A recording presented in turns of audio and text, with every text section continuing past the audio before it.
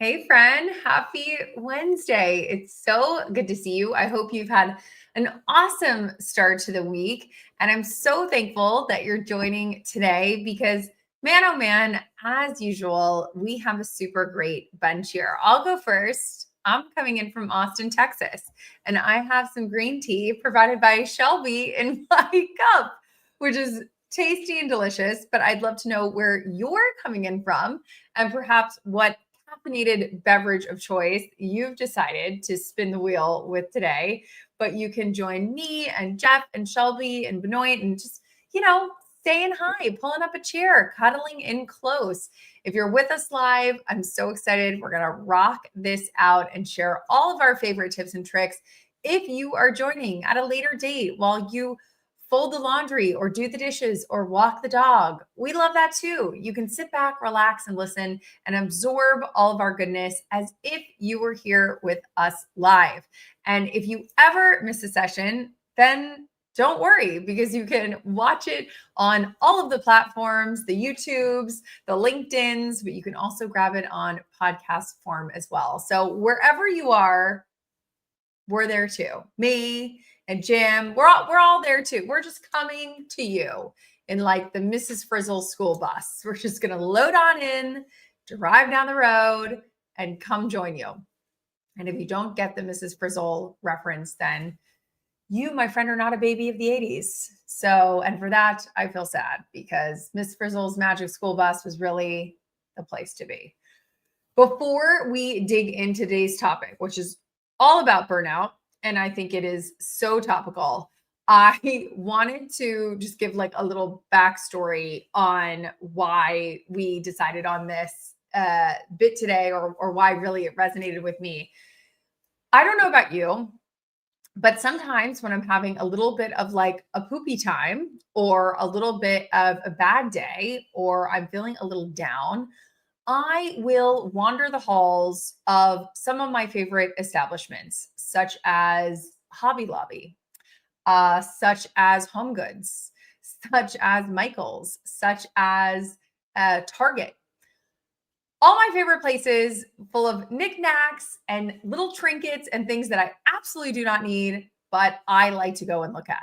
And as part of that, I stopped into a Hobby Lobby over the weekend last week, and I was both happy and aghast that it was filled with Christmas things, ornaments and garland and like make your own stocking and like crochet your own stuff. And first of all, I love a good craft. You'll find me in happiness land when it comes to a Hobby Lobby or a Michael's. However, at the sight of said items, I was sort of like, because it's not even Halloween. It's not even Thanksgiving. We haven't even entered November. I was being struck by the garland and the ornaments and the all of the decorations. And I don't know about you. Maybe like Aaron and Gil can chime in if you guys are seeing it where you are as well. But like, I don't know. I felt accosted. I felt like I love a good happy time, but the holidays and the fact that it was like already hitting me in the face just led me to kind of go into super speed. I'm glad that Jeff is like, Christmas before Halloween is a bit much. I agree too. It felt a bit like a lot. And it sort of instead of leaving me in like a blissful Hobby Lobby experience, it led me getting into my car and like death gripping the wheel. I'm like, there's not enough time. There's so much to do before the end of the year. I have to make holiday cards. I mean, it sort of like spiraled me out. And then I thought it was quite funny. I wanted to hold up a little show and tell. I also got this from Shutterfly, reminding me that the early bird special is coming in 50% off all cards if you use the code before November 23rd.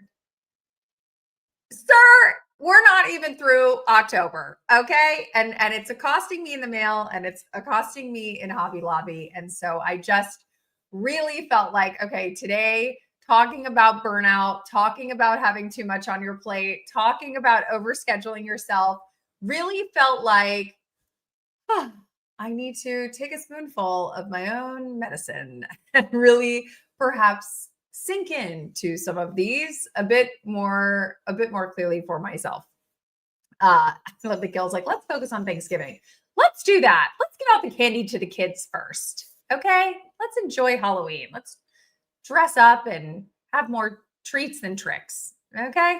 So, anyways, all that to say, I'm glad we are where we are. If you are new, if you haven't really joined us before, you will realize that all of us are collectively going to be sharing tips and tricks and strategies and templates and stuff that work for us. However, I feel that sometimes there are those of us who join, we're not going to point any fingers, but uh we see you, we know you're here with us, but there's no typing of the fingers. You know what I mean? You're back here leaning back, sipping on your beverage, not really saying much. And that's okay. We're okay with that. However, we would like at some point, one point or another, even if you throw in a little emoji, even if you give us a thumbs up, even if you give us a like, even if you give us a reply, feels good. We feel you here. You know what I mean? So if you feel so compelled to actually share a strategy that works with you, bonus. But even just chiming in with a little like, it makes us feel like, okay, we're all in this together. So without further ado, we've already done part of the workshop agenda, which is meet me. Hi, I'm Kim. If we haven't met before, I'm super excited that you're here. We are going to really talk about like, what is burnout? I feel like sometimes when I say that phrase, I know exactly what it means, but sometimes other people don't really know what it means. So we're going to talk about what burnout really is and what the definition is. We're going to talk about questions that you can kind of ask yourself to check in. I'm going to let you in on some of the templates and tactics that I use, and that, as Hobby Lobby has reminded me, I need to start using again, probably as soon as like this weekend, to really help me feel like, okay, I have a handle on things. I know what's going on. I don't feel intimidated. I don't feel overwhelmed. And I don't wake up at 2 a.m. with my heart going crazy because, the holiday cards haven't been submitted yet. So we don't want that. Nobody wants that. But just to kind of check in with everybody who's joining, and you heard me say like a little bit of wink, wink, give us a like, because listen, I just want to know, if you're joining us, what is your current sort of overwhelmedness? That's not a word, but it is today. Overwhelmedness that you are feeling currently. As we kind of head in, there's only 2 more days left in October.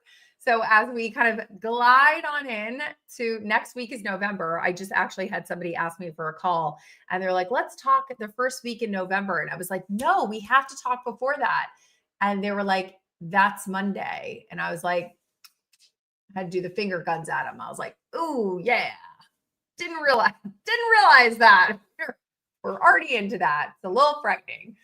So what is your current overwhelmedness? Where are you at sort of on the scale of 1 to 10? Or if you are like Jeff, who's a 14 out of 10, or Shelby, who's a 12 out of 10, 10s are just, no, we're off the chart of the overwhelmedness. The overwhelmedness just knows no bounds.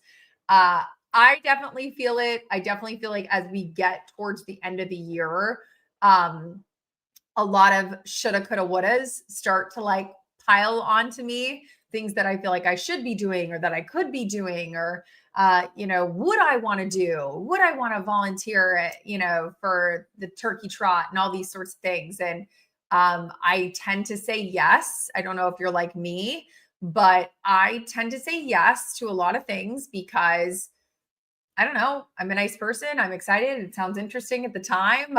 Good people are doing it or asking me. So I'm like, yeah, that's great. And then the day comes, or the week comes, or the month rolls around, and I look at my calendar, or I look at what I have to do today, and I'm like, and I just realized I've totally overcommitted. I've totally got more on my plate than I can handle. I'm totally feeling overwhelmed. Um, it's just one of those things where it sort of sneaks up on you. And so I wanted to talk about when it does sneak up on you, like what does that actually look like? And so I wrote these things down because, again, just from what I've seen with other executives and founders and people in business, I feel like there's four sort of main ways that burnout really shows itself. The first one is like the negative self-talk. I'm not good enough. I can't believe I didn't get to this. I haven't gotten a call back for this yet. I haven't found, this thing that I'm looking for yet, this position, this client, this, marketing proposal, whatever it is. So that sort of negative self-talk, the kind of talk track that we all have in our heads, starts to get a little more, not even neutral, but more negative. Fun fact, if this is you, if this is resonating, I just finished a book a couple weeks ago. Highly recommend it. It's called The Surrender Experiment. Cannot recommend it enough. You can do it on audiobook or you can read it. The Surrender Experiment. It is from the same guy, Michael A. Singer, who wrote The Untethered Soul. If you've ever heard of that book, it's quite popular. It's been like a bajillion week New York Times bestseller. So The Surrender Experiment, if you're in that sort of negative talk spiral, highly recommend if you haven't read it already. Feeling really distant from work, feeling like you're going through the motions, but it's feeling off, that sort of off, bad vibes feeling, the vibes are off. Feeling exhausted despite resting.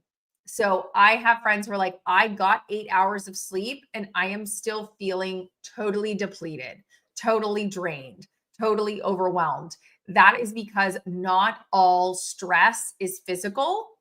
A lot of our stress is mental.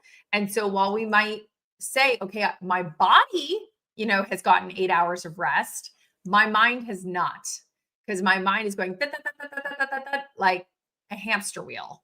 So really just not feeling rested at all. And just really feeling like, throw in the towel. I'm giving up, screw it all. I'm going back to bed and waiting for tomorrow. Just feeling like do over. You know what I mean? Like just start it over.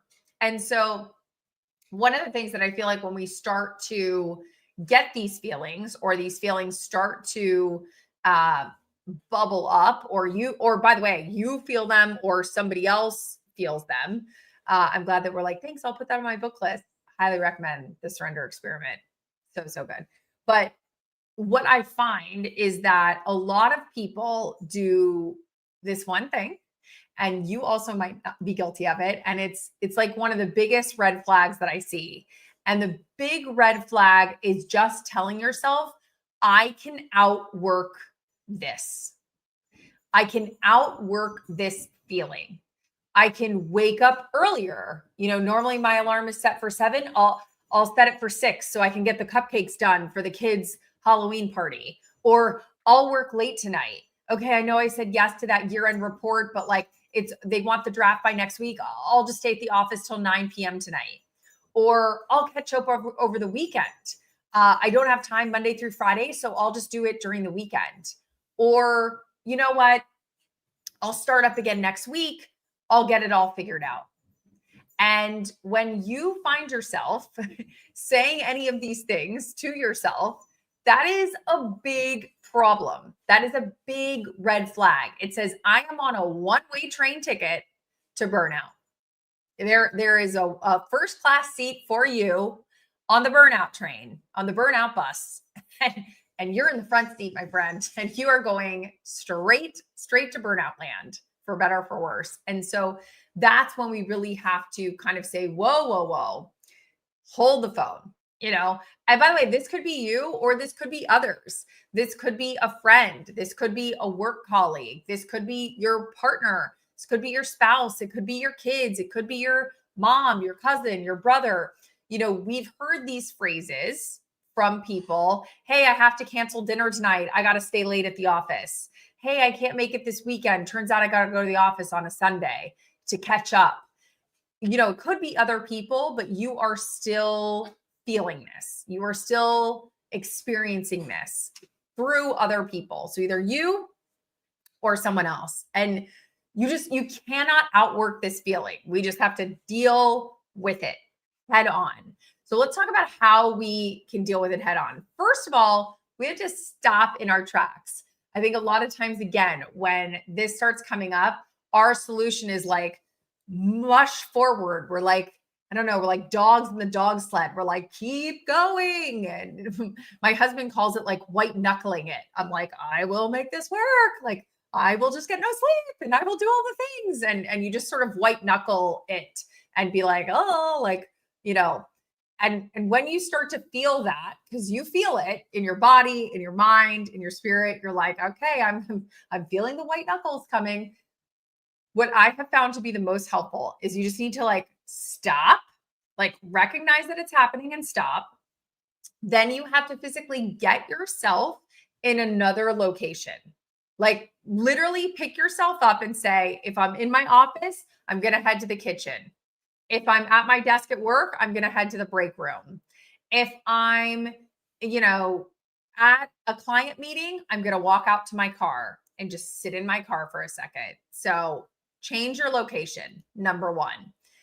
Once you're in that new location, really sit down and think to yourself. And by the way, if you're at a location where you're like, you're in a break room at the office and you don't feel like, this maybe not be the safest space to be like voicing my frustrations or letting out all the things that are bothering me, get to somewhere that is, and just ask yourself, like, how did I get here? And notice we put the little onions on this slide because you might be crying. Maybe crying as you white knuckle and realize, like, how have I gotten here? I've said yes to too much, or I have stressed myself out. So really ask yourself, how did I get to this spot? I want you to ask yourself these questions, and then I want you to make a list with the answers. So the first list I want you to make is, where is your time being spent? Really think about this. If it has to do with work, if it has to do with personal, because again, when you're in your feelings, when you're white knuckling, when you're like, oh, I am overwhelmed, I am feeling burnout, like, really stop and be like, okay, wait a second. Is this 80% work and 20% home? Is this 50% home because one kid is sick and the other kid's going to band camp and I volunteered with the PTA? And, figure out kind of in your world, whether that's work or home, or let's be honest, with the holidays coming up, family. Your mom, your cousin, your aunt is asking you to make half of the meal for Thanksgiving or host it at your house. And you're like, I don't want 17 people at my house. So, literally get to a new location. As Jeff has said, lift and shift, literally lift yourself up, make a physical shift to a new location, and really say to yourself, where is my time? Where is this stress coming from? Where is it coming from? Where is my time being spent? Once you kind of brain dump, okay, it's this, it's this, it's this, I want you to then make a to-do list or look at your existing to-do list. Totally brain dump. Because again, a lot of times we're holding a lot of stuff up here. We're saying, okay, I have to get that Thanksgiving recipe. I have to make sure it's gluten-free because Cynthia isn't having gluten anymore. And the 16 people that are coming over, I don't have enough chairs. And where are the tables? And do I even have enough plates? Do I have 16 sets of plates? Okay, I need to buy paper plates, which means I need to go to Costco. Like, you know what I mean? Like, just stop. Like I said, get to another location and then really brain dump. Write down everything. Where are the stresses coming from? And then what are the to-dos that are from those stresses? So again, using an example, let's say it's Thanksgiving and your aunt has just asked you to host. She's sick or she has something going on. She usually hosts Thanksgiving. She wants you to host all 16 family members for Thanksgiving. And you are spiraling. Can I even host 16 people? Do I have 16 chairs? Do I need to get a 6-foot, plastic table? Okay, that means I need to go to Costco, or I need to ask a friend or a neighbor if they have a card table that I can use to pop up to the end of my kitchen table. So again, writing down all these things on a physical piece of paper and a pen. I'm gonna die on this hill. because I really feel like as great as these phones are, as great as all the digital stuff is, there is something about getting into a paper and a pen and writing out everything and getting into those details that makes a huge difference. So, like Erin said, put away the electronics, just really kind of get into the to-do list if you can. Next, I want you to look at that to-do list and really think about what is triggering the burnout, what is triggering the stress. And again, you're gonna have a long to-do list. And by the way, because you're brain dumping, that's gonna have things from work, that's gonna have things from your personal life, that's gonna have things from your family, that's gonna have things for you personally. Maybe you gotta go to the dentist before the end of the year. Maybe you have to use up your FSA or your HSA plan before the end of the year. Whatever, all those different things that are floating around in your head, you're going to put on one giant piece of paper and say, where is this burnout coming from? Like, which things are really causing the white knuckle stress, whatever that is. Maybe the work stuff it's a lot, but it's not bothering you as much as your aunt asking you to host 18 people for Thanksgiving dinner. Like, that's really where the stress is coming from. So try to pinpoint where exactly it's coming from. And then what I would like for you to do is set aside time on your actual calendar to deal with it. Because again, I feel like what happens a lot of times, I'm just going to keep using this example of like having 18 people over to your house, is it lives in here, it lives in our body, and it lives in our mind. And we sort of like, okay, and then what about the plates? And what about the silverware? And how am I going to make enough food? And if I make enough food, if I make enough mashed potatoes, do I even have enough bowls to put the mashed potatoes in? Like all these things, that are kind of churning around in your mind over and over again. What you actually need is time on your calendar to sort through and deal with those things. So we need to actually create an hour or 30 minutes or 15 minutes or 45 minutes, whatever you can kind of set aside for yourself, and say, okay, I'm going to set aside 45 minutes on Sunday to really dig into these 18 people for Thanksgiving. And if I'm able to do it, what help I need to ask for and able to do it, what things I'm going to need, what things I have versus what things I don't have, really making time to solve that problem.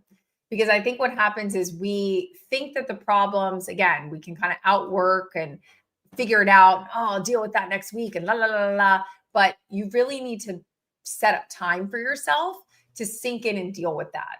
So set up time on your actual calendar. And then most importantly, do not cancel it. Treat it like it's a proper meeting with another human. And just like you wouldn't cancel a meeting with another human, you're not going to cancel this meeting for yourself, because you've heard me say time and time again, I know you've heard this time and time again, but I will remind you one more time, you cannot pour from an empty cup. If you are exhausted, if you are burnt out, if you are stressed, you are half as good as you normally are. You are depleted. There is nothing else for you to pour out because there is nothing left in your cup. So taking time to actually solve what is making you depleted will allow your cup to refill, and then you are able to pour from it in a better, more constructive way. So really having a plan, like Erin is saying, have a plan, put together a plan, but making time to create that plan is really half the battle. And do not skip it. Don't say, oh, well, I know I told myself that I would spend 30 minutes trying to figure out Thanksgiving, but, I really have to pick up the kids from soccer and then I have to go home and make dinner. So no. You have to create time for yourself and you have to keep it. You cannot continue to cancel on yourself. It does no good to anyone. So when you get into that meeting with yourself, the first thing I want you to do is pull up your brain dump to-do list. So that long list you made of all the things, of the work things, of the personal things, of the holiday things, of the family things or the kids things, like pull it all up. pull up that crazy, crazy, huge brain dump list that you made. I want you to put a star next to the things that only you can do. Only you. And I'm going to give you some examples of those. Only you can log into your bank account because you have the username and the password. Only you can call the electric or the gas company or the water company because you're the one on the utility bill. Those are things that only you can do. Other things like bake cupcakes for the kids' Halloween party, or figure out how to get a 6-foot card table for the 18 people my aunt wants me to host on Thanksgiving, or figure out the slides for the sales meeting. Those things don't necessarily have to be you. That could technically be somebody else. So put a star next to the things that only you can do, not one other person. If you got hit by a bus, those things could not continue. But I don't hope that you get hit by a bus. But if you did get hit by a bus, what other thing? If you got hit by a bus, they'd figure out the cupcakes for the kids' Halloween party. And if you got hit by a bus, your aunt would figure out how to get a card table for Thanksgiving. And if you got hit by a bus, you better believe your work would have somebody else figure out the sales meeting slides. Probably one of the hardest lessons I ever learned at corporate. The wheel keeps spinning, even if you're not there. Even if you think my work values me so much, it couldn't possibly go on without me. It can, it will, and it does. It can, it will, and it does. It goes on without you. So figure out the things that only you can do. Everything else that doesn't have a star, I want you to figure out what other humans in your household, in your office, your close friends, whatever, what other humans can help you with those things? Who else can help? Like Rachel is saying, can you look at that to-do list and say, maybe my mom can help me do these things? Maybe my partner, maybe my best friend, maybe my coworker, maybe my colleague, maybe my client. Another human in your life, just brainstorm who those other humans are that could help you with those things. And then I want you to really dig in and think, how can people help me with these items? So I've thought about it. My mom might be able to help, my best friend, my coworker, and my colleague. Then I look through all the things that are on my to-do list that are not starred. And I think to myself, who can I assign to do these various things? Can my sales slides actually get completed by my coworker or my colleague? They're not going to be as good, and they're probably not going to be as beautiful as when I did them myself, but they could actually get it done if they wanted to. And could my mom help bake the cupcakes for the kids' Halloween party? Or could my uncle figure out with my aunt how to host 18 people for Thanksgiving? What other humans can tackle what other things from your list? And then probably the question that I get asked the most when I talk about this is really, how do we get those people to help us? And there's no easy answer to that other than you have to ask them. Yeah, I know. Crazy. You have to actually ask them for the help. You have to call them. You have to text them. You have to email them. And you have to say, I need help.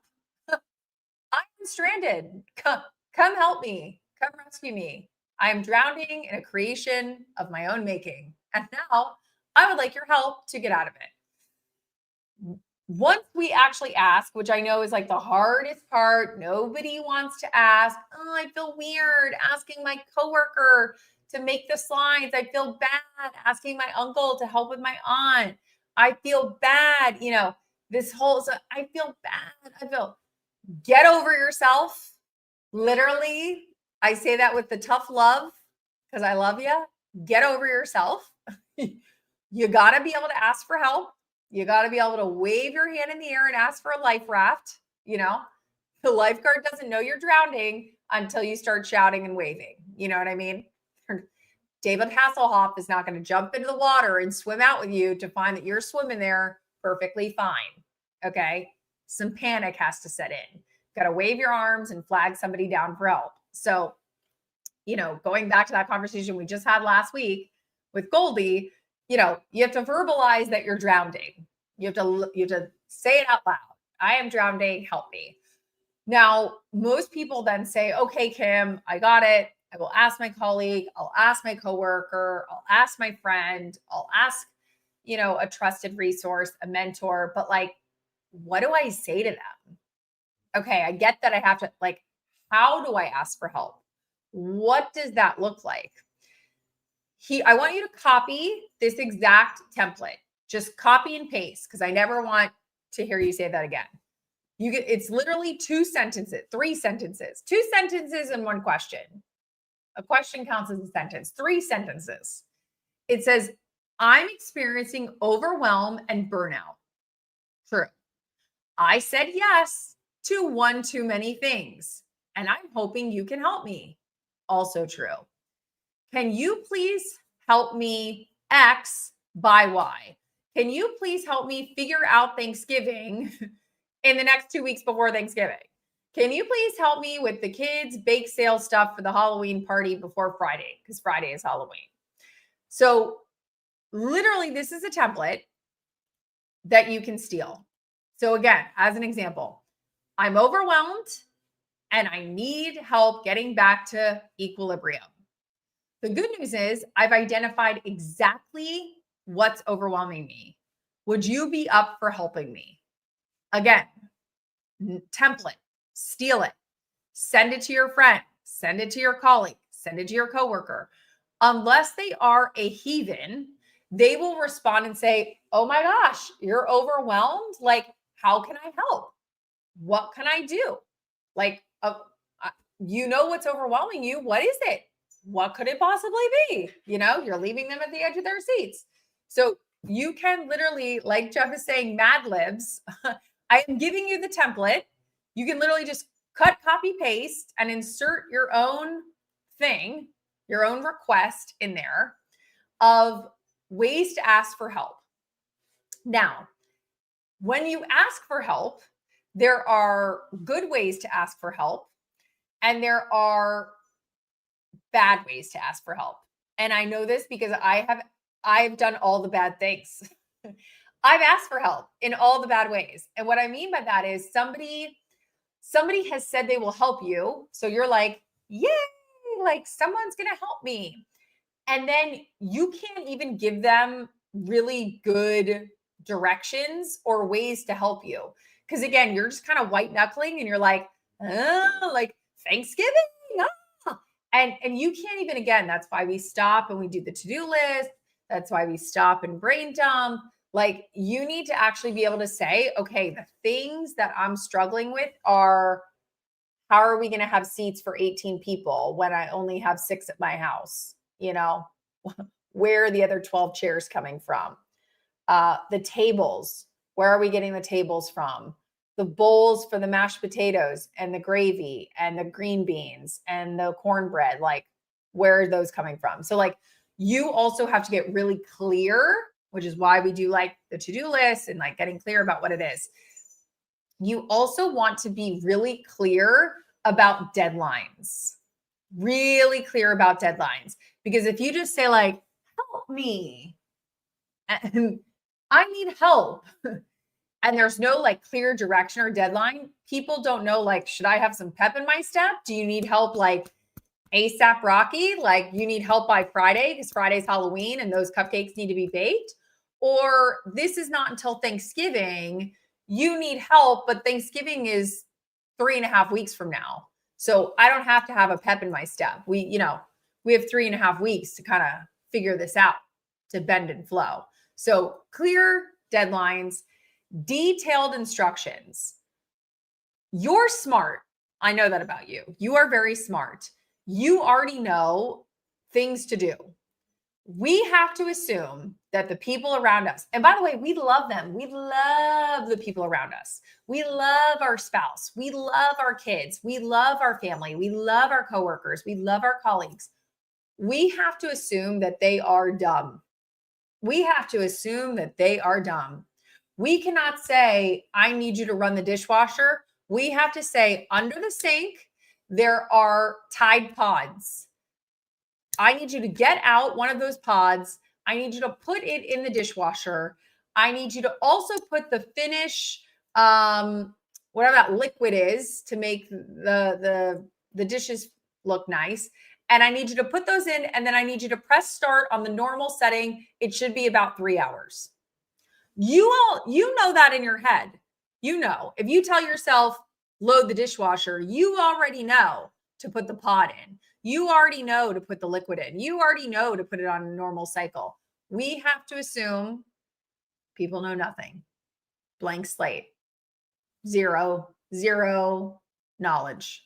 So really detailed instructions. And then most importantly, the best way to reach you. Okay? Because inevitably things will go wrong and people need to know how they can reach you because they're helping you. They're figuring out something for you, but you also might have to help them back. You might have to help them help you. You know what I mean? So they need to figure out how they can get in touch with you. So what does that look like? So again, clear deadlines. If you are working on those sales meeting slides, you have to say, and you know, by the way, that the presentation is Friday. So you want to get the slides finalized by Thursday. And you want at least 2 days to go back and forth because they're not going to be perfect. You know that. You have to say to someone, can you get me the 15 slides by Tuesday at 10 a.m. Eastern? Notice I even gave you a time zone because I work with LA clients and I've been burned one too many times by, can you get me that in the morning? And then I'm working off New York time and it's noon. And I'm like, tickety tock. And it's only 9 a.m. for them. And they're like, yeah, I said I'd get it to you in the morning. Oh, no. I meant the morning New York time. I did not mean the morning your time. So really clear, really clear. Clear deadlines. Next up, clear instructions. Like Janelle is saying, you can even provide photos to make sure that they're doing things correctly. So really, you can be like, this is how you put the pod in the dishwasher, picture of dishwasher pod area, like really detailed. Write down those directions like you're telling someone how to fly a plane. Exactly. Like really as clear as humanly possible. So again, as an example, let's say it's a to-do list item for around the house. You might say to someone, you will need to take both the trash and the recycling to the far curb where the neighbor's driveway is. Because again, you know that the trash guy, he doesn't come all the way down your street. He kind of stops at your neighbor's house. And if you don't drag those bins all the way by your neighbor's driveway, they sometimes forget to pick them up. Again, you know that. That's already in your brain. But this other person who's helping you, your cousin, your mom, your next door neighbor, your friend, they don't know that. They don't know about your trash guy. They don't know that it has to be at the end of a certain driveway. So as much as possible, really detailed instructions. Again, these could be written, these could be verbal, you could provide pictures, whatever it is, just as detailed as possible. Or I love this point that Rachel makes. You can also use a program called Loom. If you're trying to show something to someone on a computer, let's say you're trying to show them how to log into your email or how to log into a system server to do a certain thing. You can do a screen recording with your voice and your narration and your face, and it also captures the screen, and you can literally show them step by step how to do what you're asking them to do. And then last but not least, the best way to reach you. So you can say, thanks for helping me with those slides, or thanks for helping me with the cupcakes, or thanks for helping me figure out Thanksgiving. If you have any questions, text me. I'm around all day except from 1 to 2 p.m. when I'll be driving. Because again, one of the things I find is people say like, yeah, call me if you have any questions. And then they don't realize, oh, actually, I'm at a conference. I'm at a conference all day. which is why you're helping me do these things because I'm not there to do it myself. You can't call me. I'm in the middle of a conference. You got to text me. Oh, and by the way, I'm at a conference. And then from 1 to 2 o'clock is the mandatory networking session. So I'm going to be up talking to people. I can't be texting you in the corner, or I can't be on the phone with you. So again, really saying not just the best way to reach you, not just, oh, call me if you need me, give me a ring if you have any trouble, but really, what might they be having trouble with? When do they need to text you, or could they call you? And is it only during certain times? Do you have school pickup? Do you have drop off? Do you have a meeting, a Zoom that's already on your calendar that they won't be able to reach you? Really get detailed. And I'm glad that Noit is asking this question about, is it not easier to do it yourself? Which is the total classic move for a lot of us that are go-getters and perfectionists. It's like, oh, I don't want to ask somebody else to do it because then I'll just do it myself. The good news is once you have those directions already drawn up, okay, let's say you did the step-by-step instructions on how to load the dishwasher or whatever it is, you now have those forever. So not only could you use them in this instance, but 5 weeks from now, when you also need to ask for help with that again, you already have it done. You can say, here, I already asked you for this. There's a great book, if you haven't already read it, Benoit, that I think you would really enjoy. And it is from Jenny Blake. And I believe it's called Free Time. Jenny has many books, so you'll excuse me for not always remembering which one is which, but Free Time is such a great one. She talks about this nonstop. She talks about these repeatable systems. I think it's so genius. I've implemented so much of it. I know Shelby and I have implemented so much of her work in our work life, but I've also implemented a ton in my personal life as well. I really find it to be so helpful. So if you haven't done that already, I would put that maybe on your audio list or your reading list, because I think that that's super helpful. And I love this point about how clarity really guarantees efficiency. It really guarantees that, a lot of times when we ask people for help, but we're not giving them clear deadlines, or we're not giving them clear instructions, or we're not giving them ways to reach us, their help actually isn't as valuable. We're frustrated. We're like, oh, I asked for your help, but what, you haven't gotten me the sales slides for 2 days. Okay, well, you didn't tell them you needed it on a certain day. So really getting as clear as possible can be huge, because at the end of the day, no one can read your mind. No one can read your mind. Nobody can know what you're thinking. You have to be able to articulate exactly what you want done, exactly the way you want it done every single time if you're going to ask for help. And you want the help to be meaningful, which obviously we all do. So again, copy this. I want you to copy it word for word. It follows all of these instructions, because someone has said to you, yeah, Kim, I'm happy to help you with those sales meeting slides, happy to help you by taking out the garbage, happy to help you by walking your dog, or whatever it is. You say, thanks for agreeing to help. I need XYZ done. This is like the Mad Libs, like Jeff said. I need, the sales slides done by Tuesday at 10 a.m. Eastern. I usually do this by first, again, opening up Canva, plopping in all of the copy. And then if I need to, I'll ask somebody else to put some eyes on it. But honestly, I'll take any help I can get. If you want to do it a different way, let me know. Text me on my cell if you need me. I'm around all day today and tomorrow, but I leave the following day for a work trip. So again, you're being really specific about your schedule and availability to help.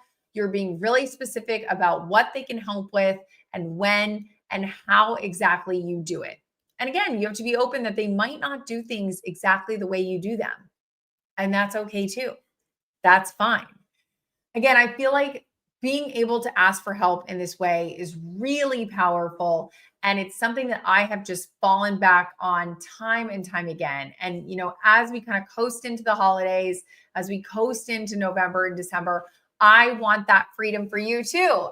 I also don't want you white knuckling, running around being like, I want you to feel like, okay, I have a way to ask for help. I have a way that somebody can help me. I know what I'm going to do when I start to feel that anxiety and that pressure going on. I'm going to, I forgot what it was, Jeff, lift and sit. I'm going to go in the other room. I'm going to brain dump everything out of my mind.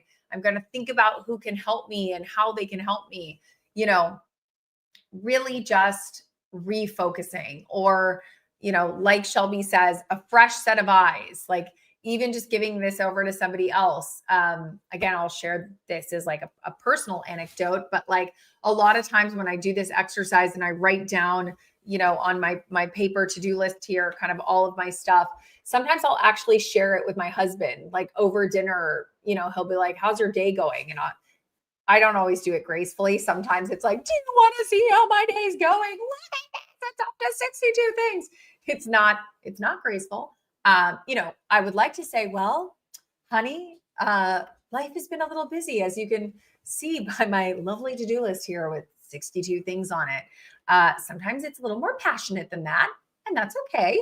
But sometimes he will take a look at those 62 things and he will look at it and say, like, Kim, I think it's lovely that you volunteered for our church's can drive.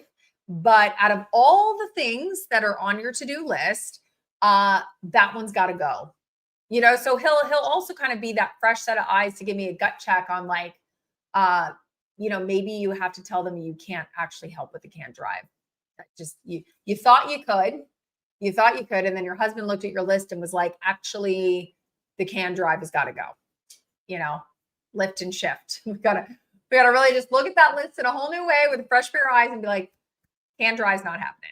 So really kind of having that extra person to kind of look at things or look at it with you makes a huge difference.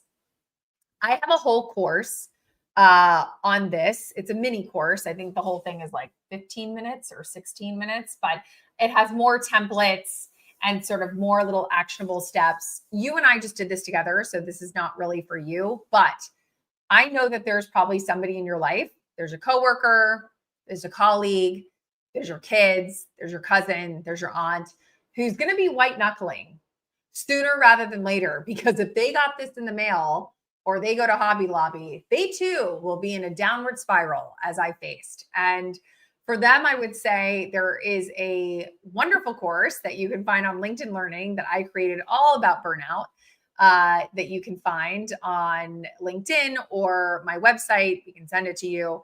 But again, not so much for you because now you know these things, but really for that other person in your life. So there's a fun QR code here that if you want to scan it, you can watch for more. Again, it's like 10 minutes or 12 minutes or something, but it'll give you a bit more info and templates to use. Again, if not for you, because we just got the templates together, then perhaps for somebody in your life who also might be white knuckling sooner rather than later. Hopefully this is helpful and I provide helpful information to you. If so, I would love for you to follow me on LinkedIn and get all of my goodness that I put out that is hopefully really, really valuable and helpful for you. So the best way to do that is by pressing the little alarm bell on the right-hand side of my LinkedIn profile. And I would also love for you to keep joining us here because, again, I'm biased, but we're, I think, a really fun bunch who are sharing a lot of great tips and tricks and tactical information. So we meet here every single Wednesday at 1 p.m. Eastern. You can always go to getcoffeewithkim.com to really see a full list of who we're bringing on and what we're going to be doing. I'm really excited because next week we have Judd Brewer coming on. He kind of reminds me, I'm probably not supposed to say this, but he kind of reminds me of James Clear and like the Atomic Habits. It's all about like habit building and breaking bad habits and, how you can go about that. I think it's really, I think it's really helpful. So I think you also might think it's really helpful. And then we have a reschedule from Amy, who got sick 2 weeks ago and wasn't able to join. She got a little bit of the flu bug. And so we have rescheduled, and she is going to be joining us in 2 weeks after that. And I love her. She is awesome. If you haven't checked out Amy Brand, she is just fantastic with like brain science and the synapses in your brain and how we learn and how we retain things. And I don't know, nerd alert, because I totally love to nerd out on our stuff. And I just think it's so good. So, as Gil is saying, the templates are there for you. If you find it helpful, you can always rewatch this or find it on our website, where we will also put these for you to steal at nauseum whenever you want. I think that would be really great. And I find them helpful, and hopefully you find them helpful as well. So thank you so much for your time, your attention. I know you have a million things that you could be doing. You could be white knuckling about 20 other things in your life. So the fact that you hung out with us here today for 45 minutes is so encouraging and helpful, and hopefully helpful for you as well. I love being here with you. I learned so much. So thank you, thank you, thank you. I really appreciate it. And I'm so excited to see you next week with my friend Judd to talk about all things habits. So until then, have a beautiful rest of the week, and a little homework assignment. Share that little 10-minute course with somebody who you think might be experiencing burnout or could be experiencing burnout in the future, because sharing is caring, my friend. So good to be with you here today, and I look forward to seeing you next week.